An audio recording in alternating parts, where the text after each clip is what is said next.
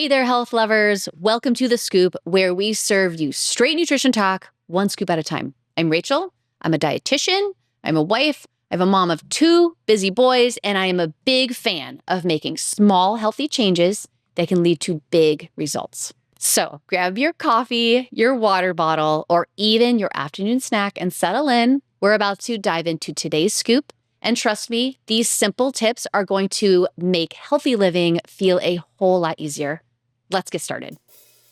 Any and all opinions and views shared by hosts and guests on this podcast are the speaker's own and do not represent the views of Live It Up or its affiliates or parent company.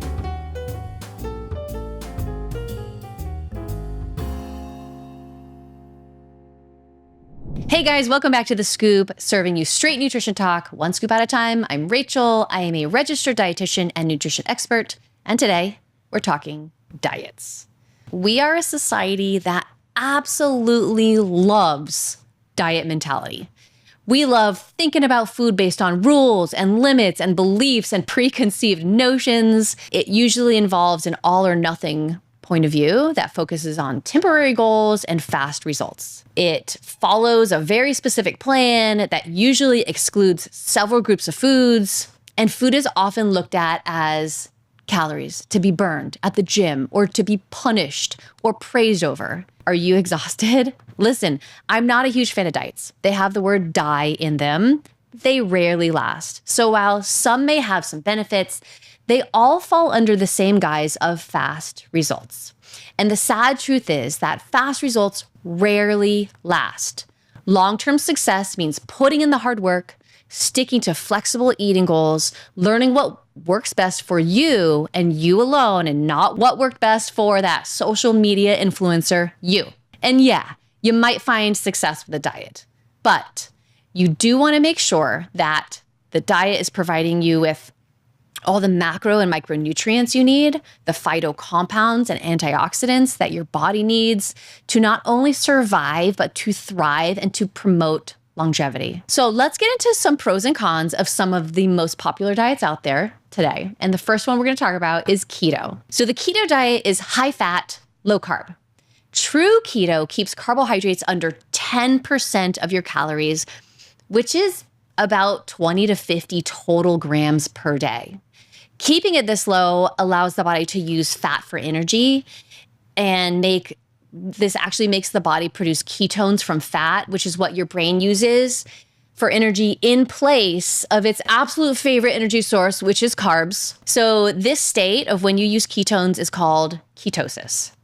And there are several different keto style diets, which I'm not going to get into, but they are basically variations of when and how much carbohydrate you can eat, which are normally used really for athletes who need carbohydrates in specific places during the day to help them train and to perform well. Pros of the keto diet. It can be effective for weight loss. It may help reduce blood pressure. It may help improve insulin sensitivity. It may improve risk factors for heart disease. It can help prevent seizures in children with epilepsy as long as it is followed very strictly. And there are several other potential benefits, and that might include PCOS and support of chronic brain injury.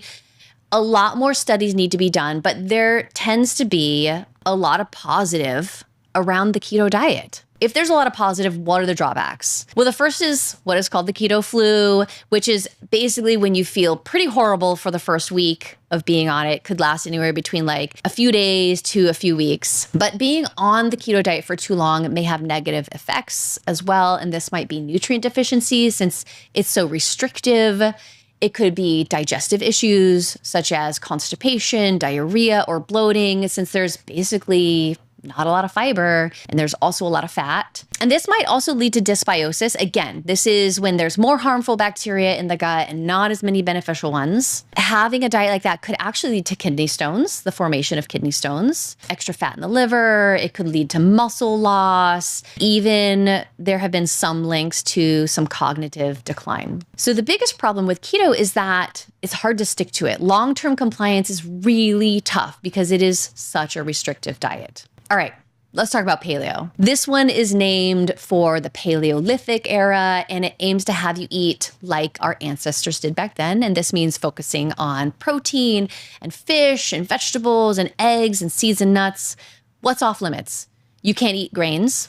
You can't eat beans and legumes. You can't eat potatoes or dairy or processed foods, no added sugars and artificial sweeteners. So there are, just like the keto, several variations of this diet, and that includes different amounts of foods that are permitted. Some of them have a little bit more flexibility and some don't. So the pros of the paleo diet include weight loss, might promote heart health and support blood sugar control. The cons are potential nutrient deficiencies, since you're taking out entire food groups, may increase blood lipids depending on how much and what types of proteins you have decided to eat. Again, like the keto, promote kidney stones, and also be really tough to maintain long-term because it is so restrictive. Let's talk about the Whole30. This is a strict 30-day diet. Okay, so it's actually supposed to be fairly short-term. It allows meat, eggs, poultry, fish. It allows fruits and vegetables, nuts and seeds, and some fats. It restricts added sugar, soy, all grains, all legumes and beans, alcohol, dairy, and processed meats. So this one is maybe like a tad more lenient, but also fairly strict. In fact, what they say is that if you fall off during those 30 days, you should start over again, start your 30 days over again to make sure that you get through the 30 days fully without getting off track. After the 30 days, you can actually slowly add some of these foods back in. You want to monitor any side effects so that you know whether you should continue to limit them or not. You're also not allowed to smoke, and you're not allowed to step on the scale.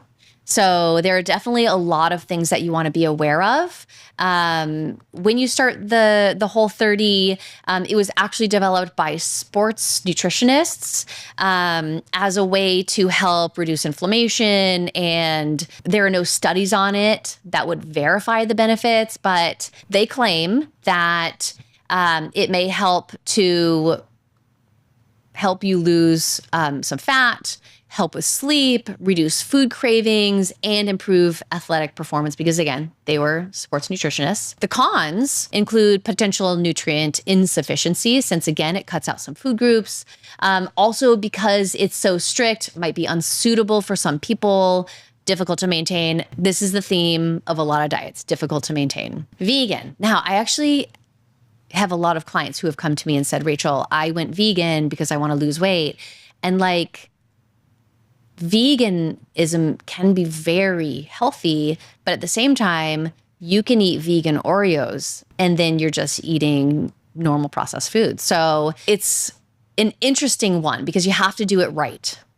And this, of course, is on the very other end of the spectrum from these animal-based diets, because a vegan diet cuts out all animal products: meat, poultry, fish, eggs, dairy. Some vegans also choose to cut out honey because it's produced by an animal. Some vegans avoid animal products in day-to-day life too, like leather and stuff like that. Just like other diets, it has subcategories, right? For example, some vegans eat only raw foods. Pros: there are several studies on being vegan, and the pros include weight loss, better maintenance of blood sugar and insulin levels, benefits to heart health, such as to do with like blood pressure and lipids, as well as arthritis, kidney function, and cognitive benefits. The cons, again, it's really restrictive. And like I said, if you don't do it right, you can still be a vegan who eats a ton of processed foods most of the time. So you might not see the same benefits if you aren't eating well as you follow the diet. Also, because it cuts out animal products, there are certain nutrients that you have to be really aware of, things like B12, zinc, omega-3 fatty acids, vitamin D, calcium, and iron. These are mostly found in animal products. So it's really important to know that if you're going to go vegan, having specific supplementation may be really important. And the same goes for some of the other diets as well. Having specific supplementation to make up for whatever group of foods you're cutting out is going to be important. The last one I'm going to talk about is the Mediterranean diet, because we hear about the Mediterranean diet all the time. Everyone, oh, follow the Mediterranean diet. It helps with X, Y, and Z. So what is it? So it emphasizes traditional foods of countries that border the Mediterranean Sea. Things like fruits and fish and vegetables and whole grains and legumes and beans, nuts and seeds, healthy fats. It moderates, so minimal or to moderate amounts of things like poultry and cheese and eggs, red wine, and it actually recommends avoiding red meat, added sugars, and sugar-sweetened beverages, as well as refined grains, highly processed foods, beers, and liquors. Just like a vegan diet and the keto diet, there's a lot of research behind the Mediterranean diet, and it has been linked with weight loss, cardiovascular health, supporting blood sugar control. This is a theme of most of these diets: cognitive function and mental health, healthy gut microbiome, and reduced risk of premature death. The cons, the biggest one for the Mediterranean diet is that since this diet is more about the quality of the foods you eat and less about restriction, weight loss comes only if you make this a focus, right? You have to be aware of how much you're actually taking in. So that's just a small sampling of the different diets out there. But most of them have one thing in common, and that is that they are full of rules and are very strict. Does this work for some people? Yes. Some people thrive on following rules and do really well within that environment. And some of these diets work very well for some people. For others, it could kick off disordered eating because of all the rules. It could feel really rigid so that they can't really follow it. Or it could create more health problems than they originally started with. Should you avoid all diets? Not necessarily. Some diets may help to jumpstart weight loss, to help you feel successful, and to help wean you off of sugar and processed foods. And if that is your goal, to get a jump start and to kind of start on a new slate, then that's great. And then you can take that starting point and then find an eating lifestyle that is longer term. It is slower. It is more well-rounded to keep going. Because again, a lot of these are very strict. They're very hard to maintain. Starting with them can be helpful to build up your confidence and your successes. And then you ease into a pattern that is still helpful for weight loss, but allows more flexibility. The second most important thing when it comes to diets is the quality of the food you put in your mouth. Listen, you can lose weight on cookies, but your body will not be happy and you will have a lot of health issues. Not all calories are created equal, right? There is no one size fits all when it comes to eating patterns and weight loss. Don't try to stuff yourself into a box that doesn't fit. If one thing doesn't work, try another. But make sure that you're doing it safely and that you are still getting all the nutrients, the fiber, antioxidants that your body needs for optimal health and longevity. Let's talk micro habits. Does this make you want to set some goals? Again, you don't have to. Think about how many rules you want to follow. Like I always say, all small steps add up to big changes over time. So while you might want to jump right in with all the rules, this might also mean you fall off easier. So think about your personality. What would work for you? And if you're overwhelmed, just set one goal that you know you can keep. Write it down. Then set the next goal step by step with perseverance and flexibility in your mindset. You're going to get there. Comment below. What is the ultimate goal for your health? What is the first step you're going to take to get there? I would love to know what is next for you and how can I help? Have a great day.